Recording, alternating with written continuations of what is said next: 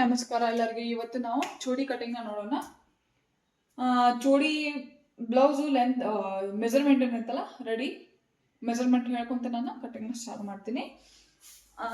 ಚೂಡಿದ top length ಏನೈತೆ ಅಂದ್ರೆ 37 ಐತಿ.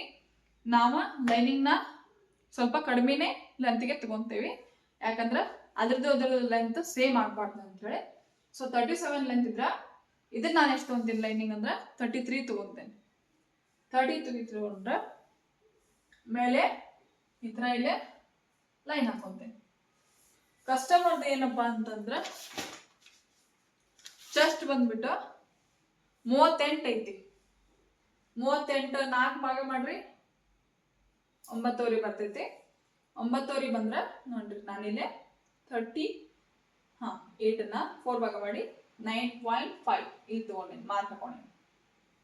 ಕಾಣ್ತೈತೆ ಅನ್ಕೊಂಡೇನಿ, ನೋಡ್ರಿ ಕಾಣ್ತೈತೋ ಇಲ್ಲೋ ಅಂತ ಗೊತ್ತಾಗವಲ್ಲ ನನಗೂ.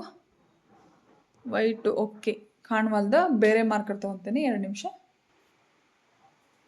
ನೋಡ್ರಿ. ಆರೆಂಜ್ ಕಲರ್ ತಗೊಂಡೇನಿ, 9.5 ತಗೊಂಡೇನಿ. ಜಸ್ಟ್ ಬಂದ್ಬಿಟ್ಟು 1.5 ಇಂಚು ಮಾರ್ಜಿನ್ ತಗೊಂಡೇನಿ. ಎಕ್ಸಾಕ್ಟ್ ನಾನು ಇದೇ ಶೇಮ್ಗೆ ಕಟ್ ಮಾಡ್ಕೊಂಡೇನಿ, ಸಾರಿ ಫೋಲ್ಡ್ ಮಾಡ್ಕೊಂಡೇನಿ. ಒಂದು ಭಾಗನ ನಾವಿಲ್ಲಿ ಕಟ್ ಮಾಡ್ಕೊಂಡು ನೆಕ್ಸ್ಟ್ ಇದನ್ನ ಇಟ್ಕೊಂಡು ಇನ್ನೊಂದು ಭಾಗನ ಕಟ್ ಮಾಡ್ಕೊಂಡು ಫ್ರಂಟ್ ಆಗಲಿ ಬ್ಯಾಕ್ ಆಗಲಿ ಬಂದೇ ಇಟ್ಬಿಟ್ಟು ಕಟ್ ಮಾಡ್ಕೊಂಡು ಫಸ್ಟ್.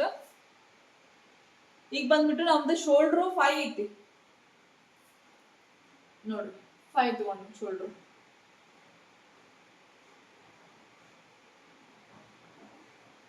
ಕಾಣ್ತೈತಿ.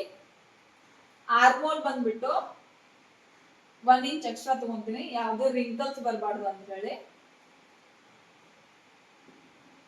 ನೋಡ್ರಿ ಆರ್ಮೋಲ್ ಎಷ್ಟು ತಗೊಂಡೇನಿ, 6 ಇಂಚ್ ತಗೊಂಡೇನಿ. ಕಾಣಕ್ ಸಾಧ್ಯತಿ ಅನ್ಕೊಂಡೇನಿ ನೋಡ್ರಿ.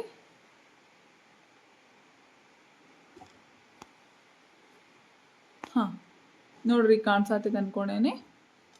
ಆರೆಂಜ್ ಕಲರ್ ತಗೊಂಡೇನಿ ಕಾಣ್ಲಿ ಅಂತ ಹೇಳಿ. ಆರ್ಮೋಲ್ನ 6 ಇಂಚ್ ತಗೊಂಡೇನಿ. ಪ್ಲಸ್ ಇಲ್ಲಿ ಫಸ್ಟ್ ನಾನು ಬ್ಯಾಕ್ ಪೋರ್ಷನ್ ಕಟ್ ಮಾಡೋದ್ರಿಂದ 1.5 ಇಂಚ ಬ್ಯಾಕ್ ತಗೊಂಡೇನಿ ಕರು. ನೋಡ್ರಿ ಸರಿ. ಓಕೆ, ಇಲ್ಲಿಂದ ವೇಸ್ಟ್ ಲೈನ್ 14 ತಗೊಂತೇನೆ, 1/2 ಇಂಚ್ ಮಾರ್ಜಿನ್ ಬಿಟ್ಟು. ಇಲ್ಲಿಂದ ವೇಸ್ಟ್ ಲೈನ್ ಎಷ್ಟು ತಗೊಂತೇನೆ, 14 ತಗೊಂತೇನೆ. ವೇಸ್ಟ್ ಫಿಟ್ಟಿಂಗ್ ಇದೆ. ವೇಸ್ಟ್ ಫಿಟ್ಟಿಂಗ್ ಬಂದ್ಬಿಟ್ಟು 34 ಐತಿ.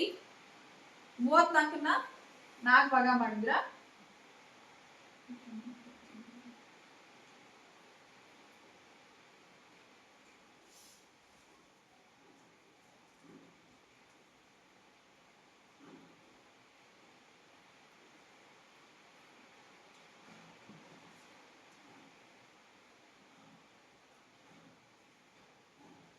8.5 ಬರೋದ್ರಿಂದ ನೋಡ್ರಿ 8.5 ಬರ್ತೈತಿ.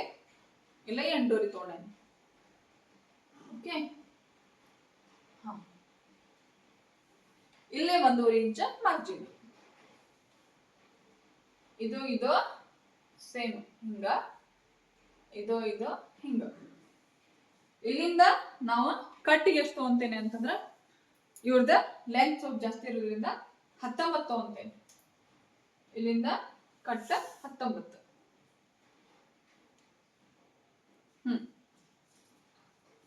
ನೋಡ್ರಿ ಈ ತರ ಒಂದು ಸ್ಟ್ರೇಟ್ ಲೈನ್ ಹಾಕೋರಿ, ಗೊತ್ತಾಗ್ತೈತಿ.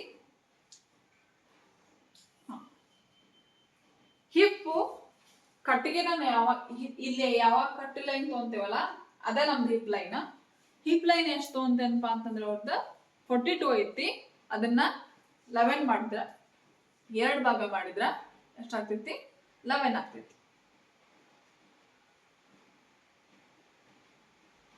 ಸಾರಿ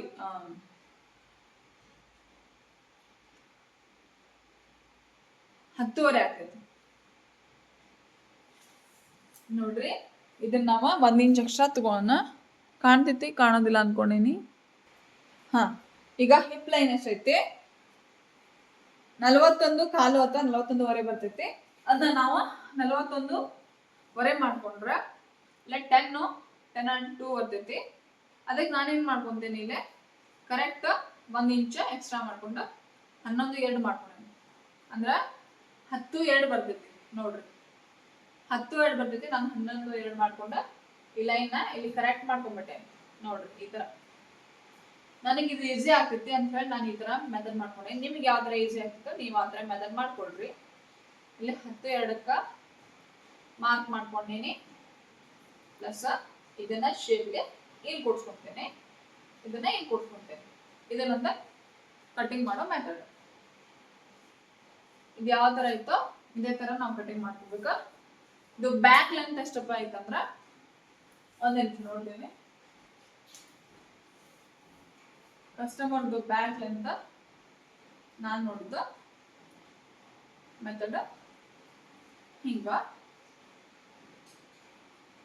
ಬ್ಯಾಕ್ ಲೆಂತ್ 7.5 ಐತೆ. ನೆಕ್ ಮತ್ತೆ ಸುತ್ತಿ 7.5 ಐತೆ. ಶೋಲ್ಡರ್ ಡ್ರಾಪ್ ಆಗ್ಬಾರ್ದು ಅನ್ನೋ ಕಾರಣಕ್ಕ ನಾನಿಲ್ಲಿ ನೆಕ್ ವಿಡ್ತ್ ನ 2 ಕಾಲಿ ತಗೊಂತೇನೆ. 2.5 ತಗೊಳಂಗಿಲ್ಲ, ಇಲ್ಲ 2 ತಗೊಂತೇನೆ. ಯಾಕಂದ್ರೆ ಕಟಿಂಗ್ ಮಾಡಿ ಸ್ಟಿಚಿಂಗ್ ಮಾಡಿದ್ರೆ ಇದು ಆಗುತ್ತೆ. ನೀವು ಇದ್ರ ಮೇಲೆ ಡೈರೆಕ್ಟ್ ಹೊಲಿಗೆ ಹಾಕೊಂತೀರಂದ್ರೆ 2 ಕಾಲಿ ತಗೊಳ್ರಿ, ಇಲ್ಲ ಕಟ್ ಮಾಡ್ಕೊಂತೀರಂದ್ರೆ 2 ತಗೊಳ್ರಿ. ನಾನಿಲ್ಲ ಇದ್ರ ಮೇಲೆ ಡೈರೆಕ್ಟ್ ಇಟ್ಕೊಂಡು ಹೊಲಿಗೆ ಹಾಕೊಂತೀನಿ. ಅದ್ರ ಸಂಬಂಧ 2 ಕಾಲಿ ತಗೊಂಡೇನಿ. ಅಂದ್ರೆ ಶೋಲ್ಡರ್ ಇಳಿಬಾರ್ದು ಅನ್ನೋ ಕಾರಣಕ್ಕ ಇದನ್ನ ಡ್ರಾಫ್ಟಿಂಗ್. ನಾನು ಇದು ಹೆಂಗೈತೋ ಇದೇ ತರ ಮೆಜರ್ಮೆಂಟ್ ನ ಕಟ್ ಮಾಡ್ಕೊಂಡ ಇದನ್ನ ಇನ್ನೊಂದು ಪಾರ್ಟ್ಸ್ ಅನ್ನ ಕಟ್ ಮಾಡ್ಕೊಂತೇನೆ. Thank you.